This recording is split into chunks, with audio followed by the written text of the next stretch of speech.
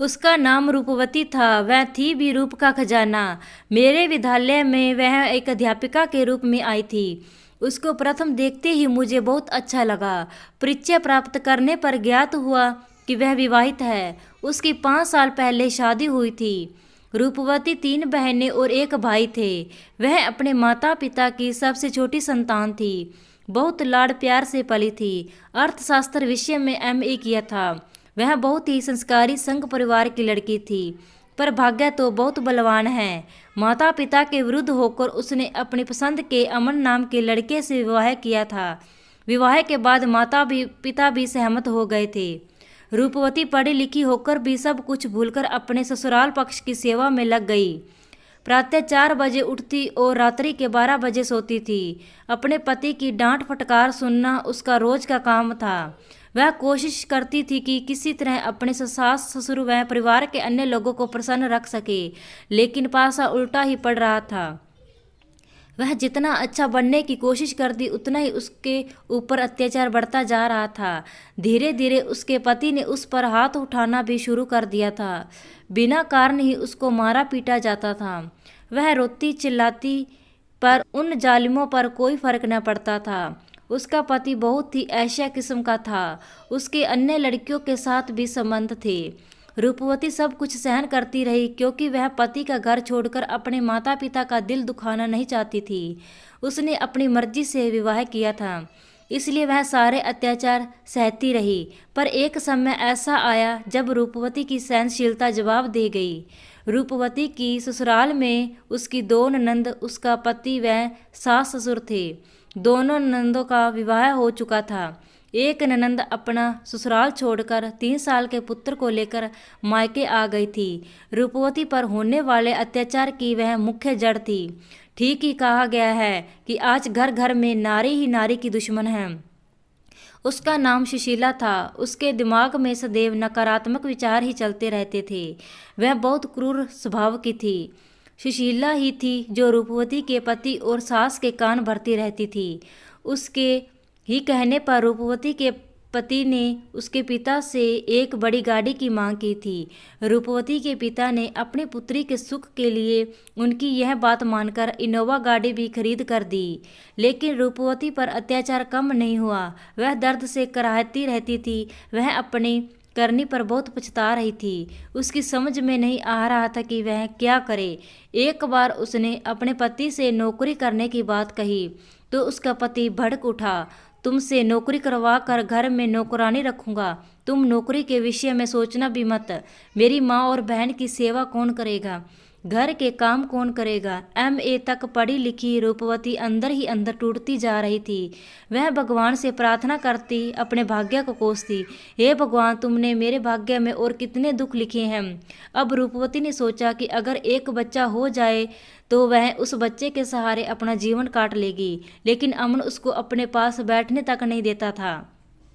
एक बार उचित समय देखकर रूपवती ने अमन से कहा, मुझे एक बच्चा हो जाए और मुझे कुछ नहीं चाहिए। तब अमन उस पर भड़क उठा, तुमने बच्चे के विषय में सोचा कैसे? मुझे तुमसे कोई बच्चा नहीं चाहिए। तुम इस घर में सिर्फ एक नौकर की तरह रहो। तुम्हें रोटी कपड़ा और रहने के लिए मकान सब मिला है। तुमको किस बात की कमी है? अमन हर दिन रात में 12-1 बजे के बाद नशा करके आता और रूपवती पर अत्याचार करता, उसको मारता पीटता। दिन में उसकी सास ननंद उसके साथ दुराचार करती थी। उसको सबसे बाद में बचा खुचा खाना दिया जाता था। 5 साल तक रूपवती अपने ससुराल पक्ष के दुराचार सहती रही। एक रात अचानक उसके मन में एक ख्याल आया कि इस तरह पशुओं की तरह जीने से तो अच्छा है मैं इस घर को छोड़कर भाग जाऊं और नौकरी करके अकेली रहूं। इस एक विचार से उसके अंदर खुशियों का संचार होने लगा।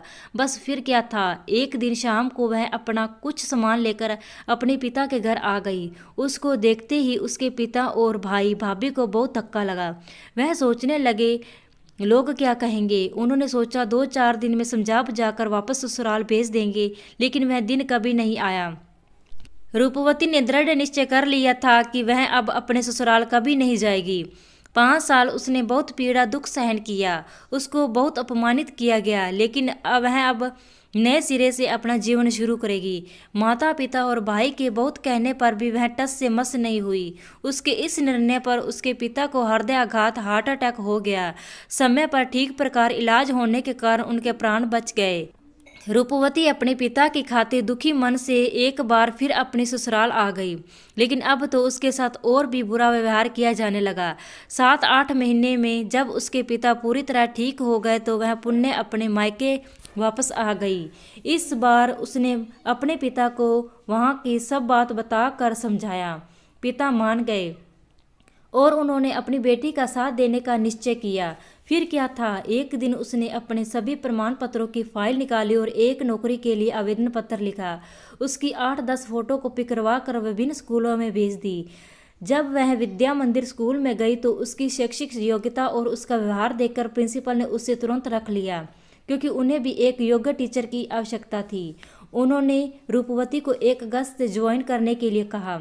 रूपवती की खुशी का ठिकाना न था, मानो उसके पंख लग गए हों। अब 1 अगस्त को रूपवती ने विद्या मंदिर स्कूल में नौकरी ज्वाइन कर ली। वह बच्चों को समाजशास्त्र व अर्थशास्त्र पढ़ाती थी। स्कूल के सभी अध्यापक व बच्चे रूपवती से बहुत खुश थे। वह भी खूब मन लगाकर बच्चों को पढ़ाती थी। 1 महीने में ही रूपवती की दुनिया बदल गई थी। अब उसने अपने पति के खिलाफ संबंध विच्छेद तलाक की अर्जी भी कोर्ट में दे दी थी। उसके माता पिता व भाई भाभी भी बहुत खुश थे। उसने माता पिता से अलग मकान लेकर रहने की बात कही, पर माता पिता बिल्कुल तैयार न थे। अब उसके माता पिता के अंदर भी हिम्मत आ गई थी। अब उन्हें समाज का कोई डर न था। उन्हें अब पछतावा हो रहा था कि उन्होंने अपनी बेटी को पहले ही अपने पास क्यों नहीं बुला लिया। हमारी कोमल सी बेटी ने कितने अत्याचार सहन किए। उसके पूरे शरीर पर चोट के निशान बने हुए थे, जो कि रूपवती ने बहुत बाद में अपने माता पिता को दिखाए थे। अब उसके माता पिता को लगता था कि बेटी के विवाह से भी ज़्यादा जरूरी उसको पढ़ा लिखा कर अपने पैरों पर खड़ा करना है, जिससे वह अपने संपूर्ण निर्णय लेने में समर्थ हो। आखिर बेटी भी तो इंसान है, उसको भी अपना जीवन अपने अनुसार जीने का हक है। गलती भी इंसान से होती है और इंसान ही उसमें सुधार करता है। आज रूपवती को विद्या मंदिर स्कूल में पढ़ाते हुए 2 साल हो चुके हैं। अब उसकी दुनिया बदल चुकी है, दुनिया देखने का नजरिया भी बदल चुका है। उसका अपने पति से संबंध विच्छेद हो गया है। वह बहुत खुश है। उसके माता पिता उसके पुनर्विवाह के लिए एक अच्छे वर की तलाश कर रहे हैं। आज हर माता पिता का यह कर्तव्य है कि वह पहले अपनी बेटी को पढ़ाए लिखाएं, उसे अपने पैरों पर खड़ा करें, तत्पश्चात उसका विवाह करें। अगर बेटी से कोई नादानी हो भी जाए तो उसे एक और मौका अपने को सुधारने का अवश्य दें, तभी हमारे देश की बेटियों का कल्याण होगा, देश का कल्याण होगा। यह वीडियो आपको कैसी लगी कमेंट बॉक्स में ज़रूर बताएं और वीडियो को लाइक शेयर व चैनल को सब्सक्राइबर जरूर कर दें। धन्यवाद।